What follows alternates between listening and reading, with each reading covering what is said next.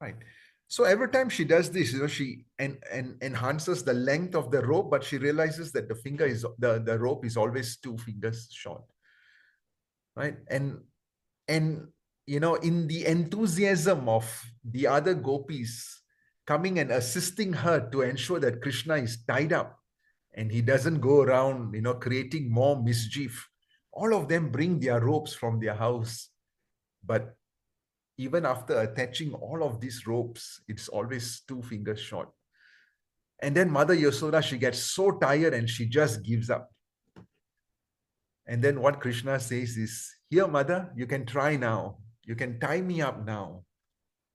And then she successfully ties him up.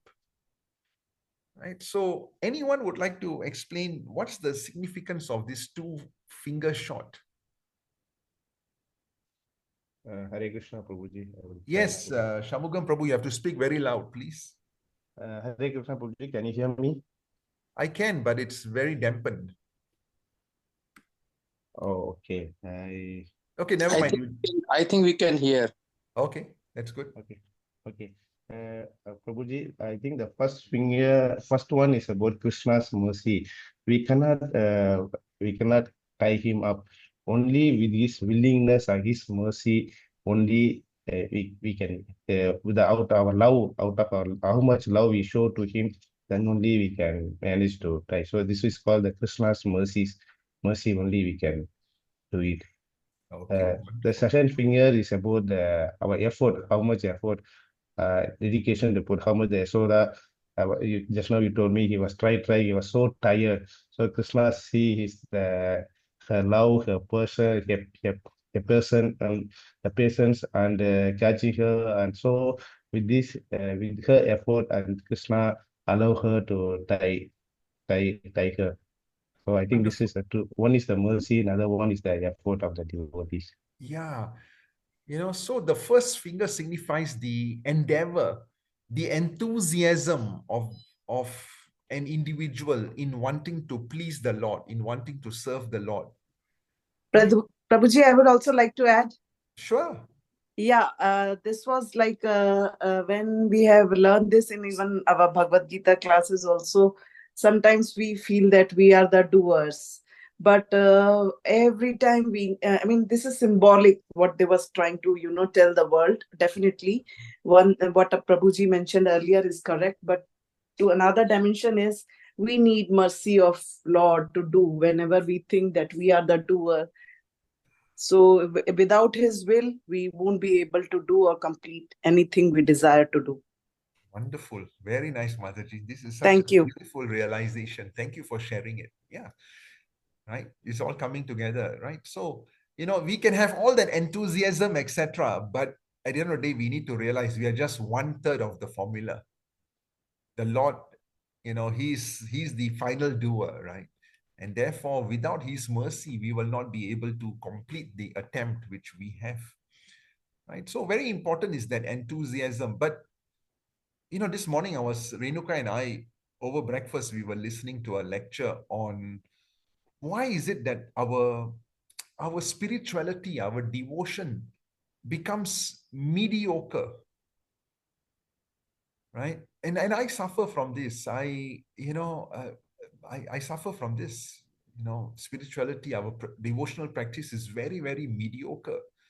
And there are many, many reasons. Actually, Bhishma Dev, right, on the bed of arrow, he's actually explaining to Yudhishthira Maharaj why, of course, Yudhishthira Maharaj is asking him about how do I go about, ruling the entire kingdom, right? But the same reply from Bhishma Dev can be used to answer questions on mediocrity in devotional service, on being mediocre in our regular work, in our housework, in our office work, etc. And Bhishma Dev actually gives five main reasons why we are mediocre. Number one is, obviously laziness. Laziness yeah, we don't put that enthusiasm into this. We have prioritized it wrongly. Number two is, we are too much in a comfort zone. In fact, for us to progress, right, you can read this book, the Progress Principle, right? For us to progress in anything, including devotional service, we just need to come out of our comfort zone.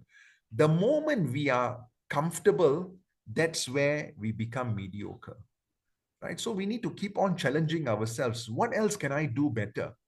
Right? If you read the book Atomic Habits, it also explains to you 1% on a daily basis, something which you do on a daily basis, just try to improve it 1%, and you will realize that there's a quantum leap in the quality of your deliverables, right? So number one is certainly laziness. Number two is we are too much in our comfort zone. Renuka, do you remember the other three you would like to share?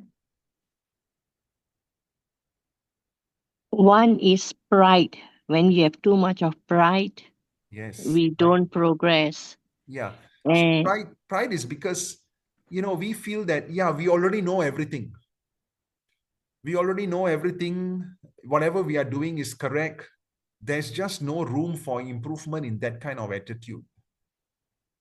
Right? So that can also be debilitating us in our devotional service. Anything else you'd like to add? So that's the third one, which is pride. The fourth one is procrastination. Right? Tomorrow we will do it. We won't, yeah, it's okay. No, let's do it tomorrow. So that enthusiasm is not there to do it today. Right? And do you remember the fifth one? fear of what the others will tell you. Exactly. Fear of what others will tell you. Yeah. What others think about it. Right? We are just so afraid. No, what will society think of this, etc. Right? So sometimes we just have to do the right thing.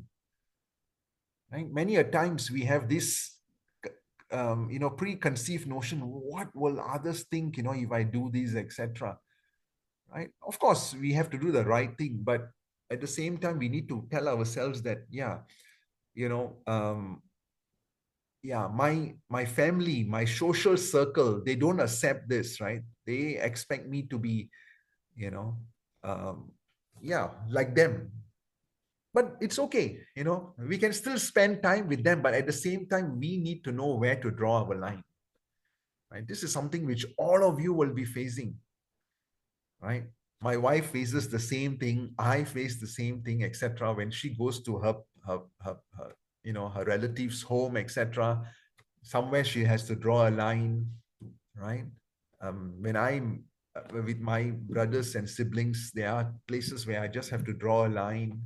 When I'm with my colleagues, right? So, it's not about what do they think of this, but it's more about sometimes it reaches a certain stage where they will begin to also respect you because you are firm in what you are doing. Okay, so anyone would like to recite again or repeat what are the 5 important parameters or the important qualities which we should have, in order not to be mediocre in devotional service? Anyone likes to just repeat? So one is show enthusiasm. Okay, enthusiasm, yes. Yeah, not lazy. Wonderful. Second, Next one. second is get out of your comfort zone. Yes. Third is don't have any pride. Fourth is don't procrastinate. And don't fear of what others will tell you. Yeah, wonderful. Thank you very much, Prabhuji. Okay, so before I forget, next Sunday, the program is at my place. If you have registered, please show up. If you really cannot make it, please tell me earlier because I have a wait list of devotees who want to come. I have already reached about 80. All right, 45 are from our group, 15 are from the Ceylon Road Temple group, and another 25 are from our Chinese Kirtan group. So there are about 80 devotees. So a few others who are wanting to come, I'm just telling them, just give me, I just worry whether we can accommodate more than 80. So, if you have registered, please show up, right? If you have not registered and you want to come, please tell me. I'll try to accommodate you, right? So don't forget, next week, it starts at about 11:30 until 1 o'clock. Lunch, prasad will be served at the end of the program, okay? All right, so now let's get into the meaning of this DamodaraAshtakam, right? So, Kishan Prabhu, you will realize that some parts of, the question which you had will also get answered. Some parts of the Leela will also be deciphered in these entire 8 verses, okay? Sure, So, thanks. yeah, so to the Supreme Lord, whose form is the embodiment of eternal existence, knowledge, and bliss. So that's exactly the quality of the soul, right? Satchit Ananda. Sat is because we are eternal. Just like we are eternal, the Lord is therefore also eternal, right? And the soul is full of Ananda, it's full of bliss, right? And the soul is also full of knowledge. But let's not forget, the source of all the knowledge and the reservoir of all the knowledge is the Lord himself, okay? In fact, Damodar, some translations of the word Damodar, dar, instead of just the waist, it is also the belly of the Lord, right? And the entire universes are all within the belly of the Lord, okay? So the Lord's shark-shaped earrings are swinging to and fro, right? Who is beautifully shining in the divine realm of Gokul, who, due to the offense of breaking the pot of yogurt that his mother was churning into butter and then stealing the butter that was kept hanging from a swing, is quickly running away from the wooden grinding mortar in fear of Mother Yashoda, right? So what he does is, when mother wants to, mother realizes that the milk is boiling, right? And therefore what she does is, while she's breastfeeding him, she keeps him on the floor, and then she says, I'll just go and rush and remove the pot because none of the maids are there. It's Diwali. So she's all alone with her son, right? So she removes the pot from the fire. Those days, they do not have the, on-off switches of the gas stoves. So she removes it from, the fire, the wooden fire, and then she comes back. But Krishna is so angry, right? He says, how can you leave me, right? The entire world, the entire universe, they are all reciting prayers to, to get my attention. And here I have my mother who has just left me. So he's a little bit upset. He's a little bit upset, right? And so what he does is he finds a small little stone and then he breaks that pot, right? Hungry, a hungry man is an angry man. So the Lord also shows these qualities to us, right? So small little Krishna, he does this. He breaks the pot and then he realizes that, wow, right? The entire butter or yogurt is all spilling out from this pot, right? And then he runs away. He runs away. He knows mother is going to be really upset with me. And what he does is he goes into another room. He climbs up this wooden mortar, right? Nowadays, we use our blenders. But those days, right? Mother Yashoda and all the maids, they used to grind the flour, right? Using this wooden mortar, right? And he climbs up. He uses that wooden mortar. He climbs up and then he gets more butter. He consumes the butter and then he invites his friends. He invites the monkeys to come and also get some of this butter. Mother Yashoda comes back from the stove and she realizes that, oh, right, this pot of yogurt which I was churning has been broken and I can see the footsteps of Krishna, right? So she follows the footsteps and she goes into the room and she sees that he's busy feeding the monkeys, right? And she gets very upset and she starts running after him, right? She starts running after him and tries her very best to catch him. So let's move on. Shalini Mataji, can you read the second verse, please? The English part, okay? Just a minute. Okay. Shalini Mataji?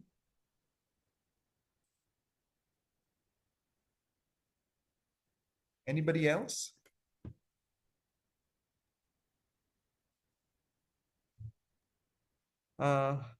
Anyone Prabhuji, else? I can read. I can Sure. read. Yes, yes. Okay. Seeing the whipping stick in his mother's hand, he's crying and rubbing his eyes again and again with his two lotus hands. His eyes are filled with fear, and the necklace of pearl around his neck, which is marked with 3 lines like a conch shell, is shaking because of his quick breathing due to crying.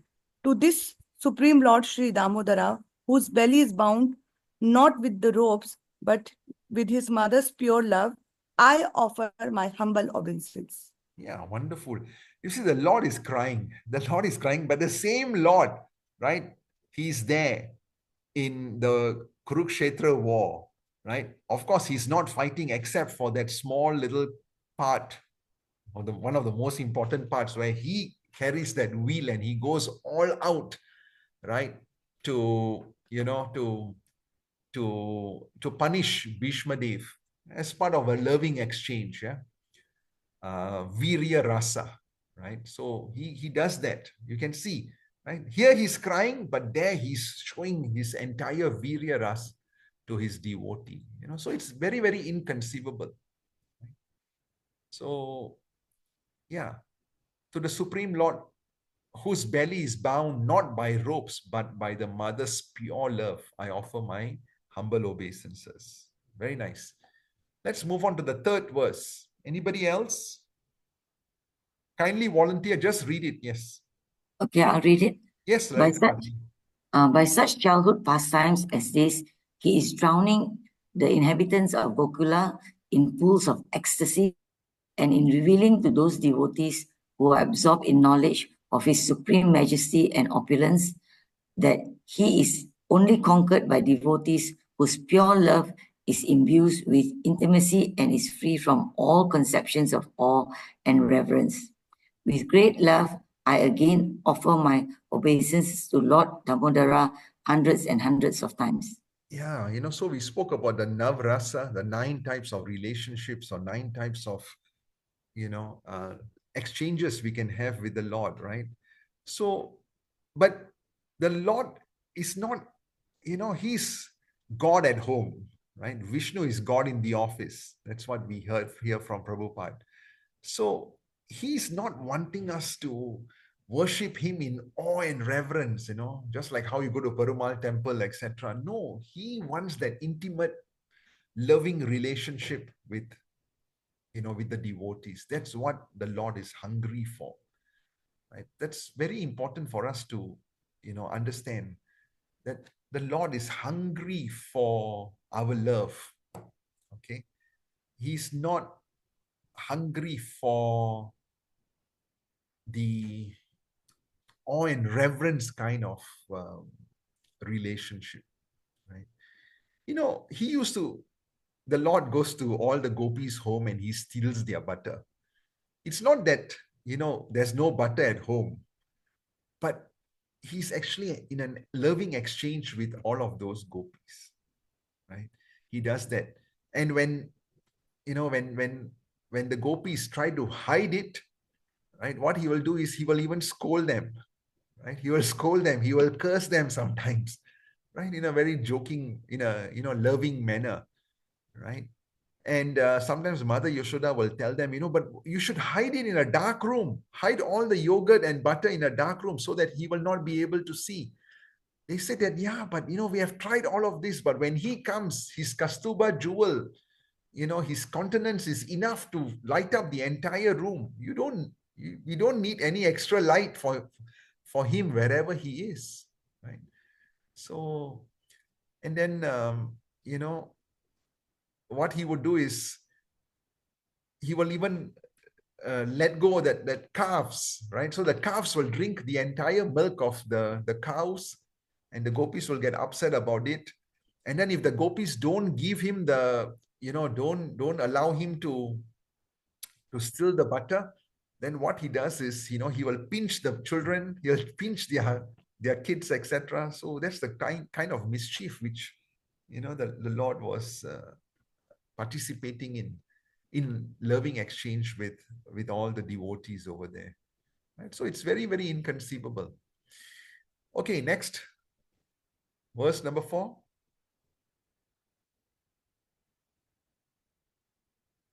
Don't be shy, just anyone. O Lord, although you are able to give all kind of benedictions, I do not pray to you for the boon of impersonal liberation, nor the highest liberation of eternal life in Vaikuntha, nor any other boon which may be obtained by executing the 9 processes of bhakti. O Lord, I simply wish that this form of yours as a Bala Gopala in Vrindavan may ever be manifest in my heart. For what is the use to me of any other boons besides this? Yeah, wonderful. So what Satyavrata Muni is saying that, yeah, you can give anything, right? Everything comes from you, and therefore all these benedictions you can actually offer. But, I'm not wanting to merge into your Brahman effulgence.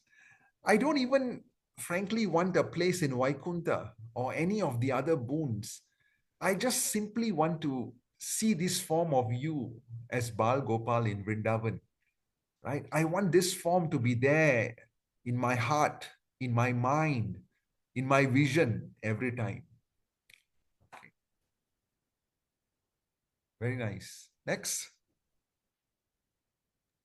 Shall I read? Yes. Yes. O Lord, your lotus face, which is encircled by lock of soft black hair, tingled with red, is kissed again and again by Mother Yashoda, and your lips are reddish like the bimba fruit. May this beautiful vision of your lotus face be ever manifest in my heart. Thousands and thousands of other benedictions are of no use to me. Wonderful. So this vision, if we can get this vision at our final moments in life, then, actually, even if we don't ask for Goloka Vrindavan will be there for us. Okay, very nice. Next. O Supreme Godhead, I offer my obeisance unto you. O Damodara, O Ananta, O Vishnu, O Master, O Lord, be upon me. I shower your glance of mercy upon me. Deliver this poor ignorant fool who is immersed in an ocean of worldly sorrows, become visible to my eyes. Nice. Thank you very much. Yeah. So, again, the second finger is about the mercy of the Lord, right? So by showering, by the Lord showering his mercy upon us, the Lord can actually deliver us from this ocean of worldly sorrows. And, the Lord can become visible to us. Anush Prabhu, am I audible? Yes, Prabhuji. Okay. Yeah, your line is clear. All right. Okay. Next one. Anush Prabhu. O Lord Damodara, just as the 2 sons of Kuvera, Manigriv and Nalak Kuvera, were delivered from the curse of Narada and made into great devotees by you in your form, as a baby tied with rope to a wooden grinding mortar, in the same way, please give to me your own prema bhakti. I only long for this and have no desire for any kind of liberation. Krishna. Wonderful. Yeah. So, Anush Prabhu, you always, discuss the 4 types of arthas, right? And then we have the 5th one. This is the 5th one, which is prema bhakti. Yeah, yes, Prabhuji. Right? It starts with the 4 arthas, you mean to say? Yeah. Dharma, Artha, Kam, Moksha. Can you just explain a little bit to all of us? So you want me to explain these four arthas? Yeah, and the 5th Okay. one. Yeah. So dharma, it all starts with our dharma, that because of our constitutional position, we are supposed to do some activity, some karma, because we have this life. Everybody does, karma. So we do as per dharma. And through dharma, and by doing our activities, our karma, we earn artha. Artha is wealth, artha is opulence, artha is our house and all those things. So we earn that. We have arth. And we do this because we have desires, that is calm. We, everything has a motivation. So because of our desires, which is calm, we have the motivation to do artha, and we do it as per the dharma. After doing all this dharma, through dharma, we do our work, and then we satisfy our desires. We come to a stage where we say that this is all okay, but we need liberation. We need to come out of this life and death situation. So we seek for moksha. So these are the four like purusharth which has been defined in the scriptures. But devotees just don't want this. They only want to serve the Lord wherever they are, and along with whatever they are doing, along with satisfying their desires, they prioritize satisfying their own desires, by satisfying the Lord's desires. So they are into this relationship with Lord, which the devotees treat that prema bhakti is the highest like purpose of their life, which everybody are aspiring to achieve. So we are in different stages of prema bhakti, which is the fifth purusharth as per a devotee, other than our worldly like four purusharth. Wonderful. Yeah. So beyond this four purusharthas, we have the prema bhakti, which is the most important actually, because everything else can, there's a high tendency of us getting locked in this cycle of birth and death, birth and death, birth and death, right? But if we engage in prema bhakti, there's a chance that we may come out of this cycle of birth and death. Finally, anyone else would like to read?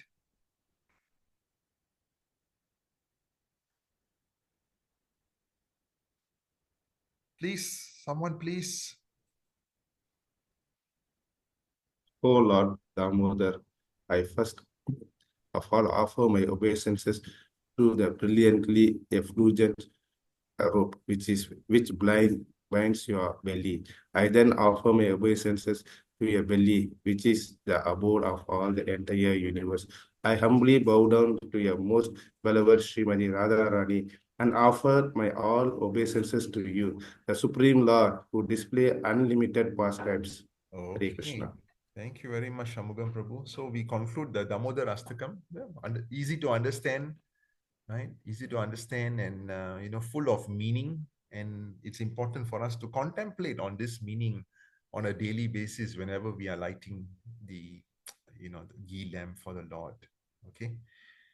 So, throughout the Gita, personal devotion to the Lord is actually recommended as the highest form of spiritual realization. And this is a wonderful segue into the continuation of Srimad Bhagavatam, where Kapila Muni is explaining to his mother the entire process of devotional service, right? What can she do to ensure that, she embarks on the process of devotional service?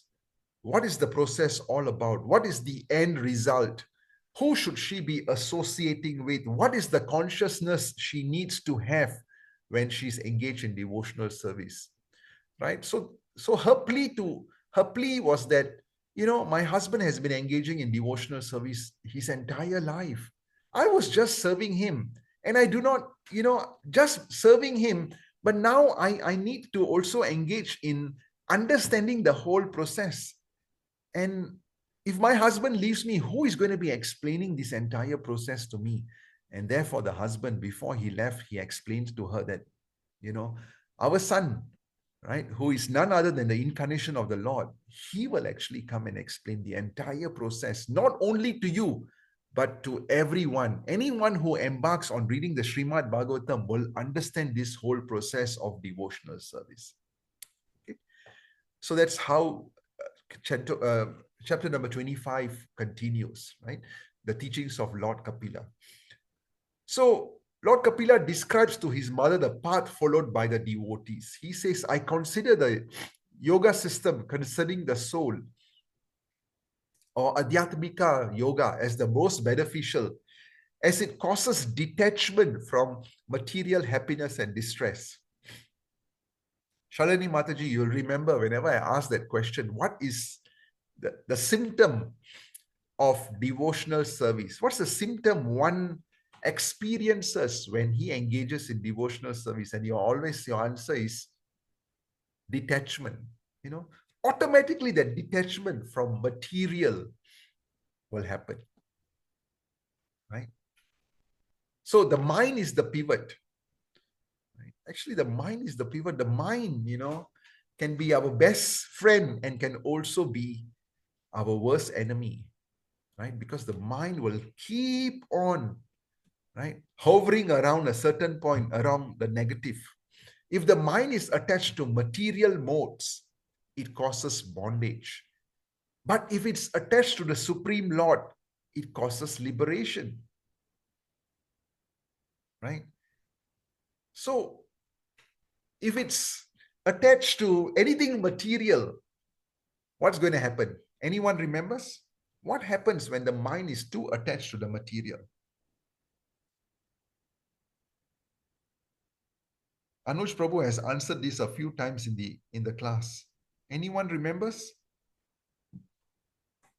Prabhuji, whatever we are desiring, like at the end of the life, first thing is, if we are attached to material world, we have to be here again and again, because the love for material things still in our heart.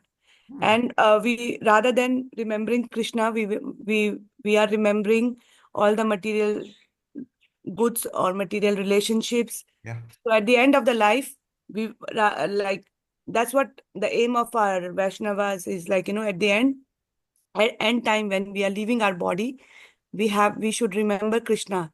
So if we are attached to material things, we rather remembering our relationship, like about our son, wife, husband, mother. So we have to be back in the on the earth again, like, we have to be back. Yeah, very nice, right? Yeah, so essentially when we are too attached to the material, then the Lord is very, very kind. Just imagine, the Lord is so kind. Whatever we want, wherever our mind is attached to, the Lord will provide us with a body so that we can continue to enjoy what we were doing.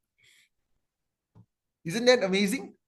It's a good father, right? Whatever we want, whatever we are attached to, he has already explained many, many times not to do it. But if we wanted, whatever state of the mind, whatever state of consciousness one has at the time of leaving this body, that same consciousness carries him to the next life, right?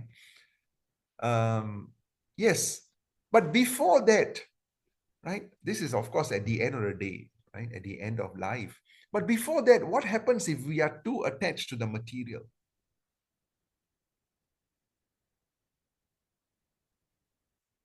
Anush Prabhu, can you just enlighten us again? Yes, Prabhu. So this matter is mentioned in Bhagavad Gita in the second chapter, verse 62 and 63, if I'm not wrong.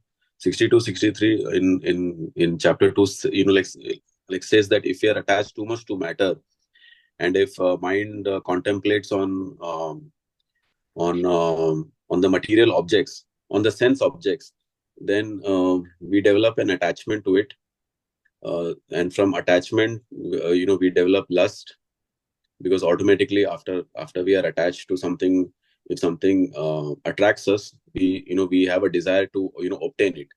So there comes lust. So of course, then we try to satisfy the lust.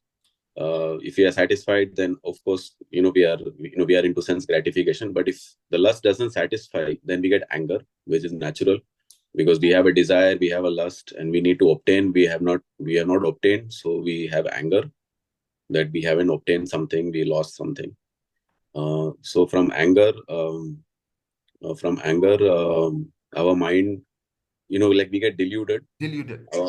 Yes, we get deluded. Then our mind is bewildered, and we again fall down to the material pool, which Deepa Mataji said that we come back again and again, and so that's the end, that because of our sense gratification not being fulfilled, we have anger, and our we lose our mental balance, and we are fall, and we are stuck in this on this circle of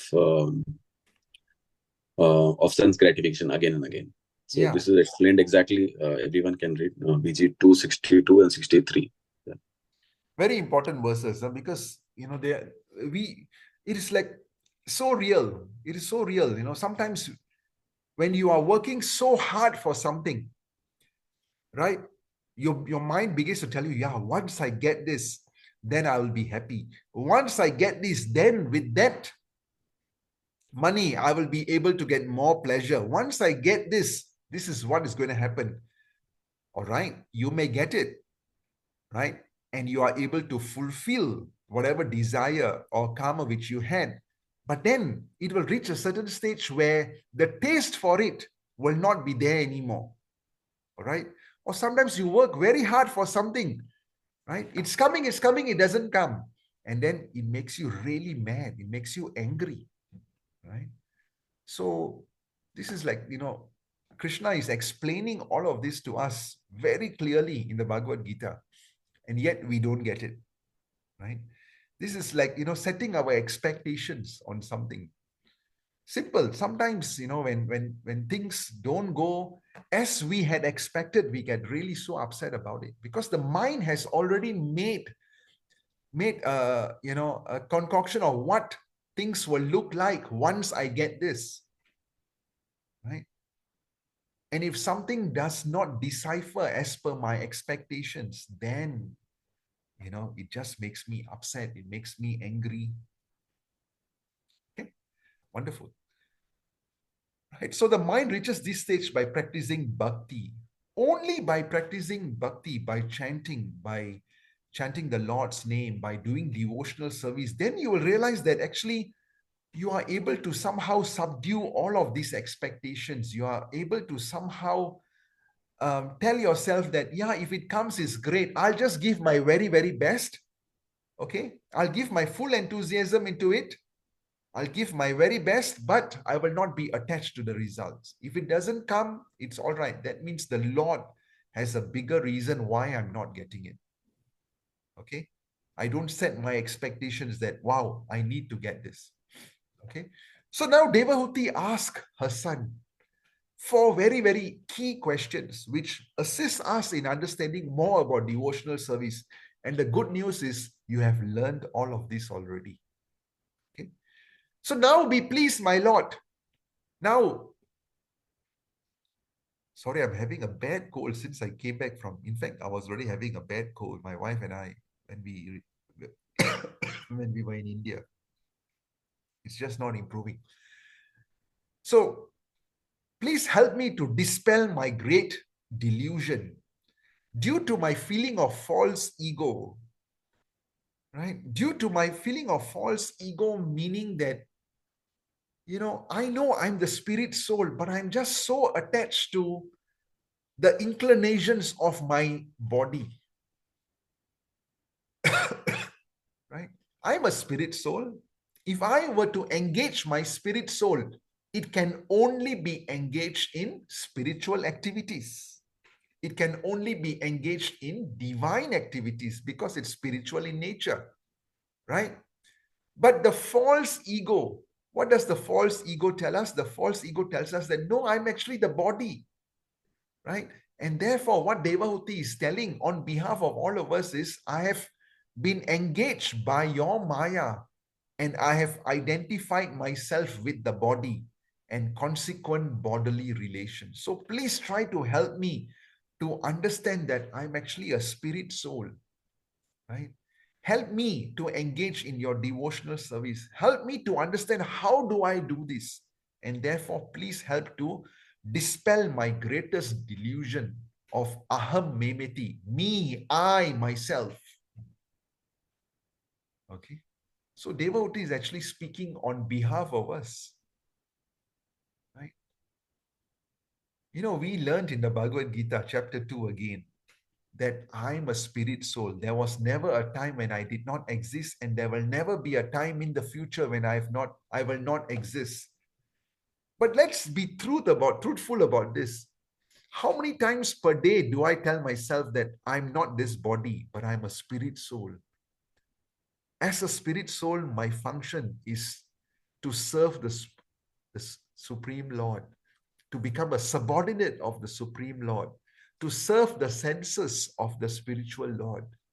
How many times a day do we actually think about this? Yeah, sometimes weeks and months will just pass by in identifying with the material body only and not identifying with the spirit soul. Do you agree? Lalita Mataji? Yes, yes, I agree. It's so difficult, isn't it? It's just so difficult. Yeah. Anush Prabhu, what do you think? Or what do you feel? Are you able to tell yourself, I'm a spirit soul, I'm a spirit soul? Or do we just by default get into this bodily mode? Only in your class we feel that we are spirit. Prabhuji. No, when you go to Goranga Center also you feel. Yeah, only in these places only, Prabhuji. Otherwise, not. Yeah, it's very difficult, it's very, very difficult. Yeah. But let's try, let's try. Practice makes perfect. Okay. But you will realize, as what Devahuti learns from her son, that the more you engage in devotional service, the more you associate with devotees, the more you associate with sadhus, that is where you will begin to realize what is the real meaning of I'm a spirit soul. This body is just given to me because of my past karma. I'm not sure whether, I will get a similar body in the next life or not. Okay. So then, in text number 28, on hearing this statement of the Lord, Devahuti inquired further, what kind of devotional service is worth developing and practicing to help me easily and immediately attain the service of your lotus feet?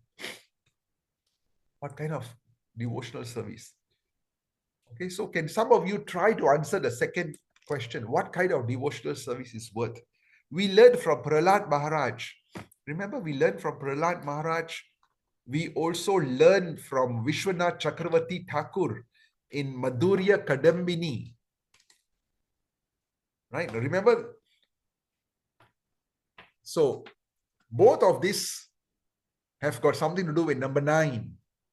Both Prahlad Maharaj and Vishwanath Chakravarti Thakur's Madhurya Kadambini has got something to do with number 9. If you all don't answer me, I'm going to do a cold call, okay? Let's see. Today's very few participants.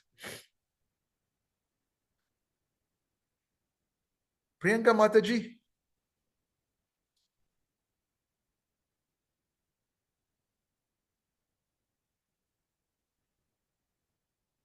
Shefali Mataji? Hare Krishna, Prabhuji. Hare Krishna. I think, Prabhuji, the 9 process of devotional services that Shravanam, Kirtanam, wonderful, and association with the devotees. Yes. I don't remember all 9. No, it's great. Few, yeah, wonderful. Yeah. Actually, you answered both the 9s.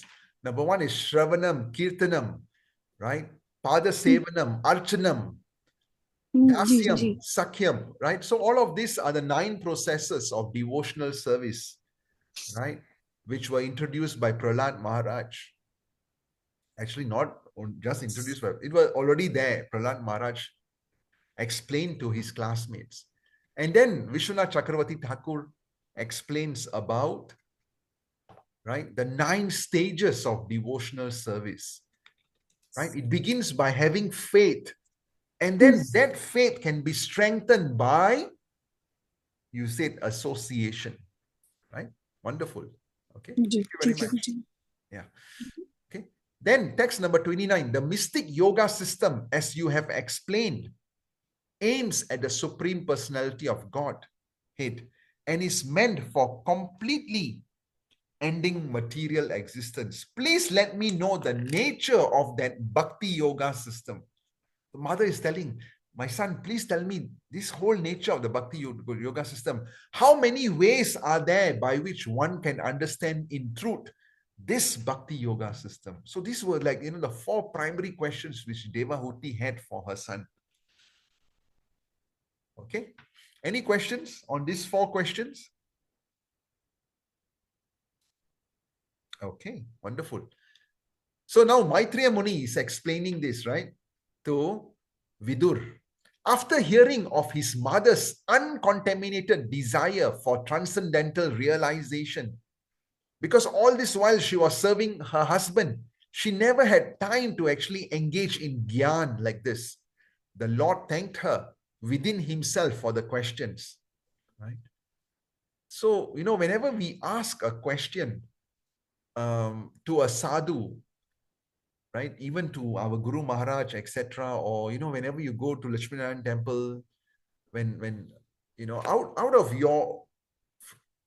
from your heart, if you are asking a question, the sadhu is very, very thankful for your question, right? Because you are also representing the rest in the audience. Point number 1. Point number 2, the sadhu sees you as, someone who is asked by the Lord to explain a certain concept, a certain framework. And therefore, the sadhu is always very thankful for your question. But there are times when, people just ask questions to challenge the sadhu, right? That is not the right spirit. Okay.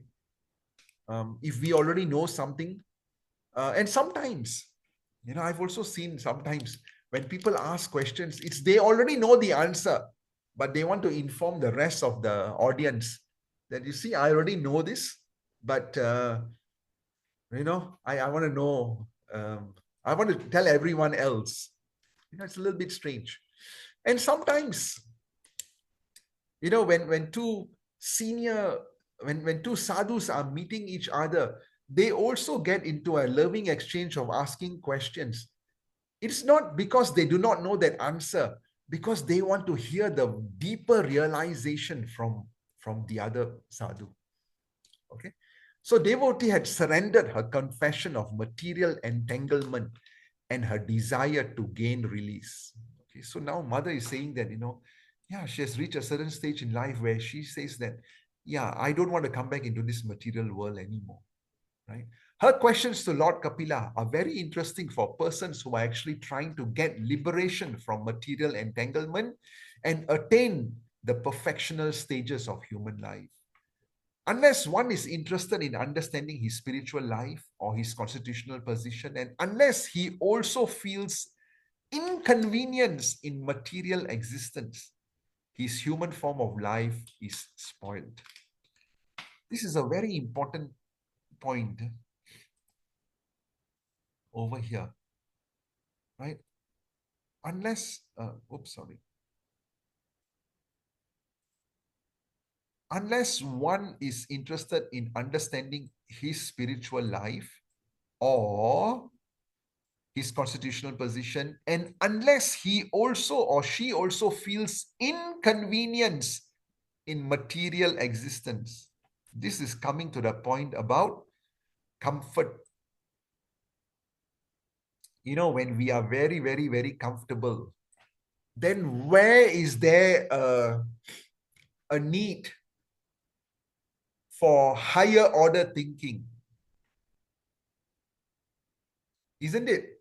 When everything is running smoothly, right? There was once I was giving a class on, the material world, the difficulties posed to us, right, by material nature, by others, by other living entities, sometimes even by our own body and our mind. That person told me, but why are you always harping on the negative? Life is so beautiful, right? Life is so comfortable. Yeah, she's staying in a nice big bungalow in District 15. Nothing wrong with that. So everything is comfortable, right?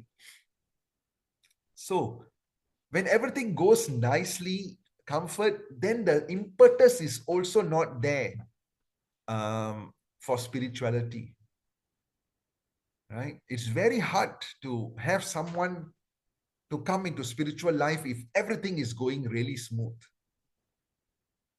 right? But you know what? The best time to actually engage in spiritual life is when everything is going smooth. It is. Because then you don't have to worry about, putting food on the table. You don't have to worry about bills, etc. When everything is going smoothly, that is where you can actually really focus on spiritual life. But what do? The reality is, when everything is going smoothly, we forget the spiritual Lord. We forget the Lord. Okay? So, the human life is just spoiled. One who does not care for these transcendental necessities of life and simply engages like an animal in eating, sleeping, fearing, and mating has spoiled his life. And therefore, Kapila, very much satisfied by his mother's question, because the answers stimulates one's desire for liberation from this conditioned life of material existence. And such questions are called apavarga vardhanam. Those who have actual spiritual interests are called sat or devotees. Satam prasandat. Okay. So this is a very, very important point, when things are going really comfortably, engage in devotional service, right? You have better mind space for it. Okay. Any realizations on this point? Okay, good. Can I say something, Prabhu? Yes, Anush Prabhu. Yeah. So Krishna, explains in the Bhagavad Gita that out of the four kinds of people who come, to devotional service, the first is the distressed. So the same point, which you mentioned, that unless you're distressed in your material life, probably you will not come to the temple. You will not have inclination. So that is all what we are also doing, kind of, I think so. Yeah, very good point, Prabhuji. Very good point. 70 to 80% of people who actually come to Lord is because they are distressed. All right. Some of them are just very, very curious about this part of life, right? Some of them are true searchers, or some of them are searching for wealth or artha, and therefore they come to spiritual life. They know that, I can work so hard. It's not giving me that. Maybe let me try spirituality. Maybe I'll get some wealth out of it. So these are the four types of people. But one who sincerely wanting to serve the Lord, to know more about the Lord, to serve the Lord, to know more about the path towards serving the Lord, to getting out of this material world, he's the best. But we cannot be judgmental on any one of them, because any one of them, if their desire was truth, was very, very sincere, even during a difficulty, if that sincerity was there, that person can become an amazing devotee. Okay. So text now. Yes. Prabhuji, I would also like to share one doha, which is by Kabir, that dukh mein sumiran sab kare, sukh mein kare na koi. Everybody remembers the Lord at, Difficult. dukh. If sukh mein sumiran sab kare, dukh mein kare na koi, jo sukh mein sumiran kare, dukh kahe ko hoy. So if we remember the Lord in our good time, we may escape the bad time. So yeah, nice slok. I remembered the thought of sharing. Correct. We can go a bit deeper into the second part of this slok by Kabir. He says that if even during the good times, if we are engaging in devotional service, remembering the Lord, etc., then a difficult time will not come. But there's another way of seeing this point. The difficult time will come, may come, but then I've got enough faith in the Lord to know that He's just orchestrating this for my good. I may not see it right now, but in time to come, that wisdom will come to me to realize that, wow, this was actually a good thing which happened. Point number one. Point number two, even if I was like engaging in devotional service during my good times, but bad times may still come. But I have so much of faith at that point in time that I know that it could have been worse, but the Lord just subdued it and is just like a sampler given to me. You know, the third point is that I may engage in devotional service when everything is going nicely, but then sometimes a difficulty may still come. But, you know, my faith is such that I know I have full trust in the Lord that, you know, He's just orchestrating this to further intensify my devotion to Him. Okay. Very nice, Mataji. Very, very nice point which you brought up. Right? Because, you know, whenever we are in the material life, material world, these ups and downs will always come. Right? They will always come. But the Lord will give us that mindset where we are able to see happiness and distress equally as a blessing from the Lord. Today, it's very difficult for all of us.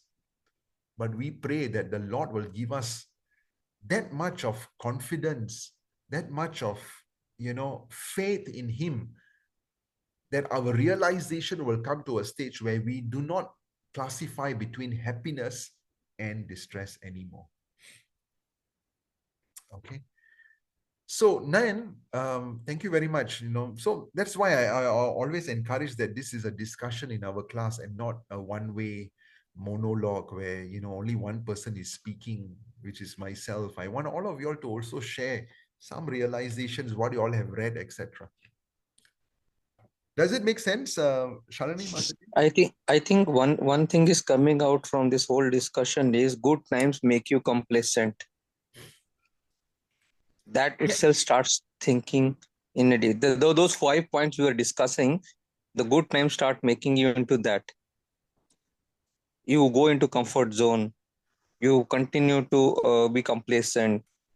You don't fear what others means. Those kind of things you start making maybe 2 or 3 points out there. And because of that, you think everything will go the way you want. But once the things don't go the way you want, it goes into a different cycle. Yeah, good point, Prabhuji. Yeah. Getting me to think also. Thanks for sharing your realization. Okay. Anybody else? Okay. Let's move on. The stage in which the consciousness of the living entity is attracted by the three modes of material nature is called conditioned life. Okay. So the son, Kapila Dev is explaining to the mother that if we, all right, are exposed, right, and we are not bound in a partnership with the Lord, in a relationship with the Lord, then we are actually in conditioned life, because these three modes of material nature are actually all out capturing us: the mode of goodness, the mode of ignorance, and the mode of passion. Okay. But when the same consciousness is attached to the Supreme Personality of Godhead, one is situated in the consciousness of liberation. Okay, so we can either be in conditioned life, conditioned by the three modes of material nature, or we can be in the consciousness of liberation, right? Where the three modes of material nature are still somehow, all right, influencing us, but we are beyond this. Okay, we are beyond this. There's a distinction here between God consciousness, Krishna consciousness, and Maya consciousness. Guneshu, okay, or the three guna, right? The consciousness under the three gunas, Guneshu or Maya consciousness, involves attachment to the three modes of material nature. under which one works sometimes in goodness and knowledge, sometimes in passion and sometimes in ignorance. These different qualitative activities with the central attachment for material enjoyment are the cause of one's conditioned life. When consciousness is transferred to the Supreme Personality of Godhead, Krishna, or when one becomes Krishna conscious, he is on the path of liberation. Okay.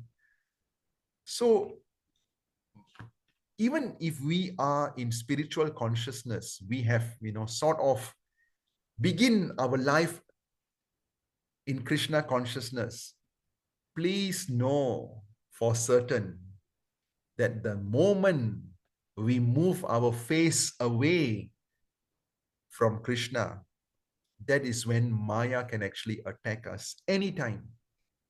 Okay. So there was this amazing brahmachari from Mayapur. He was going over to the United States of America for preaching work. And he went to ask, the chief priest in Mayapur, please, I need your blessings. I'm actually going to Mayapur. I'm going to the United States of America, to assist in spreading Krishna consciousness. And the chief priest told him that always be careful of the three modes of material nature. Always be very, very, very careful of the three modes of material nature. Always try to surround yourself with spirituality. Try to stay away from environments which are conducive for the three modes of material nature to prevail. Okay?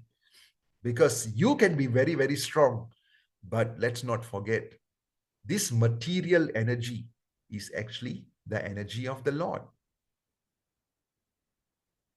This material energy is the energy of the Lord.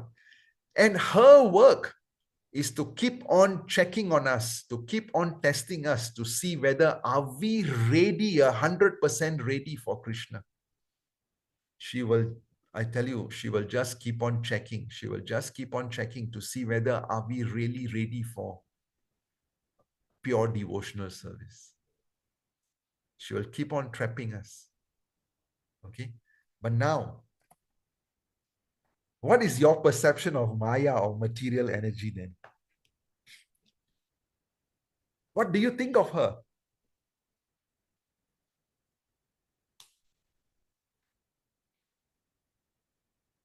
Renuka, what do you think?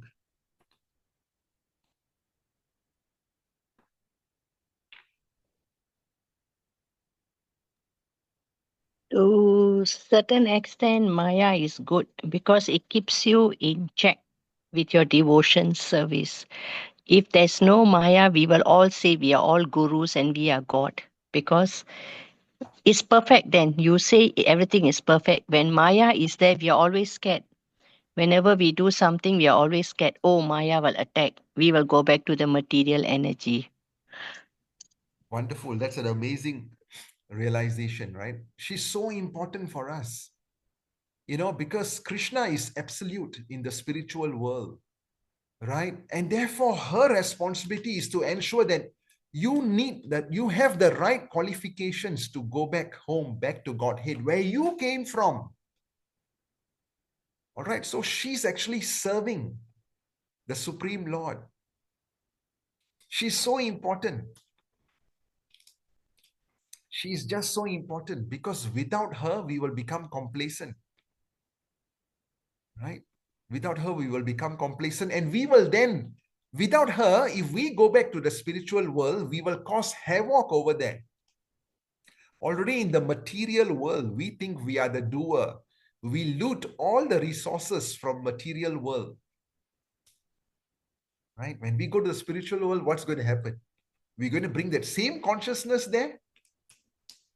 No. She will not allow that. Right? Krishna says in the Bhagavad Gita that once you come back to my spiritual world, you will not go back into the material world anymore. Once bitten, many, many times shy.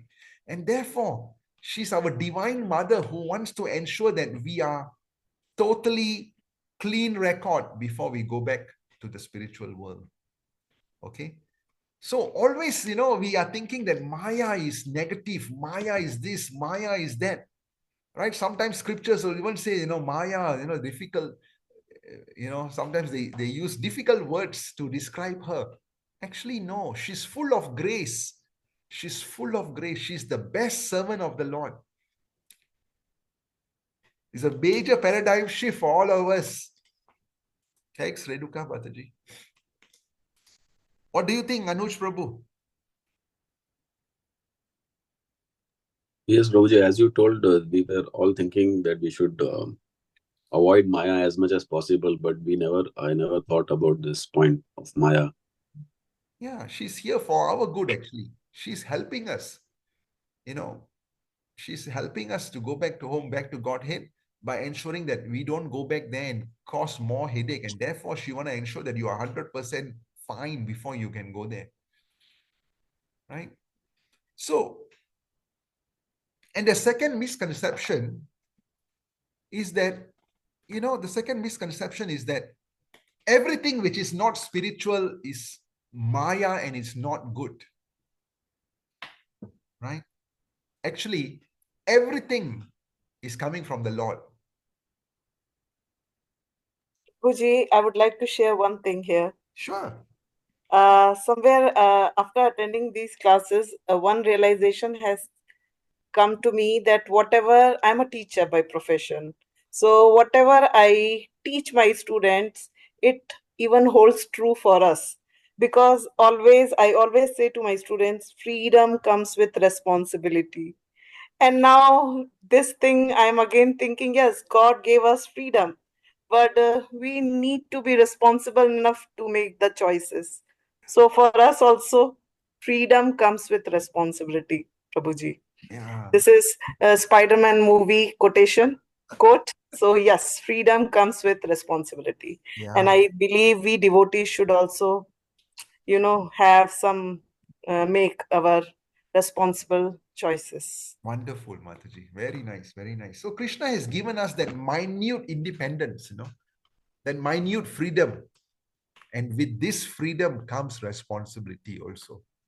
Responsibility for ourselves, responsibility for our loved one, and also responsibility for the environment which we are in. All right. Very important is, can we, help others? Of course, it's easy to help ourselves, which is actually quite difficult too. But can we also help others? Can we also lift others up while we are lifting ourselves up? Okay. So for that, we will learn in next week's class. Actually, not next week. Next week, you are all coming over here. The following week's class, where Lord Kapila Dev will be explaining to his mother, how do you do this?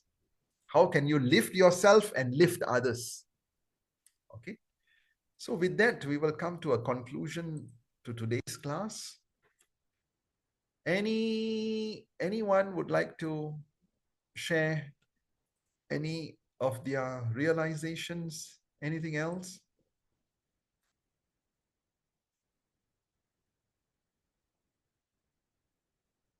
Okay, so don't forget, next week program is not Zoom. Zoom over to my place, Krishna's house here. And I look forward to seeing all of you. 11:30. If you all are free, you want to come early to help, please drop Renuka or myself a message. We may have some service for you. Okay, Hare Sure, Krishna. Prabhuji. Hare Krishna. Hare Krishna, Prabhuji. Thank you very much. Hare Krishna, Hare Prabhuji. Krishna, Prabhu. Thank you. Yes. Hare Krishna, Prabhuji. Dhanavad Pranam. Yeah, Prabhuji. Hare Krishna, Prabhuji. Hare Thank Krishna. you. Prabhuji, thank you. Hare Krishna, Prabhu. Grantra Srimad Bhagavatam ki Jai. Jai. Krishna Prabhupada ki jai. Jai. Jai. His Grace Padmalochan Prabhuji ki Jai. Jai. Krishna.